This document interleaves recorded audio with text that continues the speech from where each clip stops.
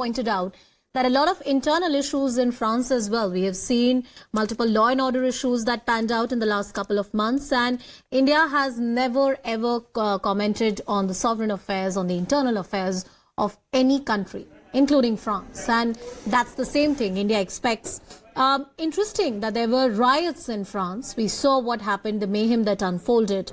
And that's the larger context which the government is dealing with right now. In the larger scheme of things, in terms of what Macron is trying to do in terms of his foreign policy, where does India find its footing, Abhishek? I'm trying to see this from the point of view of the French. Of course, the Indian government has a lot of things that they're going to press upon.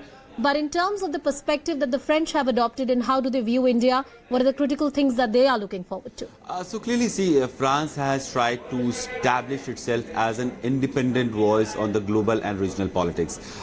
While most of the European countries have been aligning with the thought of what Americans think on the issues of global and regional security challenges or other aspect of economic challenges as well, France is trying to de-hyphen itself from that concept, and it doesn't want to be seen as a vassal state of USA. So this is what French foreign policy has been struggling in the last 2 to 3 decades.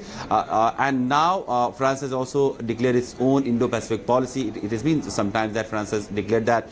A lot of stake and interest of France is in the Indo-Pacific, where India can have a very strong partnership with the French interest as well, because India also has a lot of its trade route coming from that that Indo-Pacific region. India is already having membership of this Quad, where it is trying to create a economic architecture and a rule-based order as well. India is partner to that also. So that kind of aligns with what French Indo-Pacific policy has been. France has also said that India could be a very strong partner in its Indo-Pacific policy. So overall, an independent foreign policy that France is trying to create, India can be very strong partner in that policy. I want to cut across to my colleague Sanjay Suri as well, who is with us on the broadcast. Sanjay, trying to understand this from the point of a key European player, the French.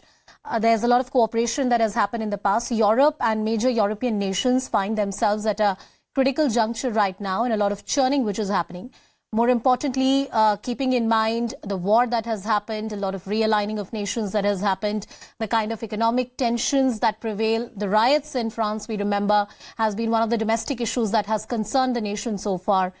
How is it that they see Indians as the partner vis-a-vis French and their perspective? Well, the two issues are somewhat separate. Clearly, there have been riots here, and those are matters about society here fundamentally, and more specifically, there are issues there about policing and policing excesses. Just interrupting you for a short second. I'm sorry, Sanjay. Prime Minister Narendra Modi has landed on the French soil. These are visuals coming in live from the airport.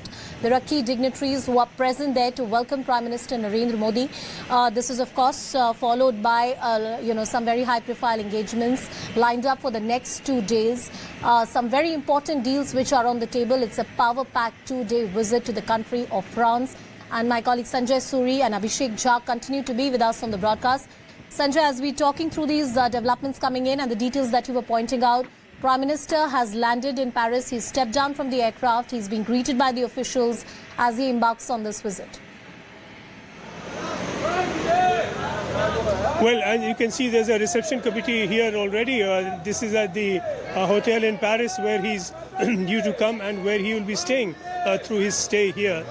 This is, of course, not the only reception committee in place. You have an arrangement made at the La Seine Musical Center, where the Prime Minister will be addressing a huge community meeting later in the day. So this is clearly now the moment that people have been waiting for, preparing for, waiting to welcome, to celebrate this visit. And there's a lot at stake here.